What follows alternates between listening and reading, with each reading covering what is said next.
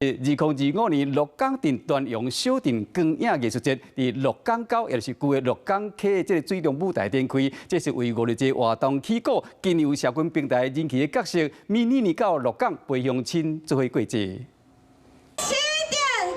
鹿港庆端阳小镇光影艺术节，台湾头一场大型户外展览到达鹿港观光三轮车，特别设计迷你造型三轮车，为10月特别上场的台湾设计展览提早做准备。我们就是看到网络上人家在推荐那个鹿港，它摆了很多的新的装置艺术，我们觉得很可爱。小镇光影艺术节展览到7月27，每暗10点半到10点有璀璨灯光。鹿港庆端阳活动。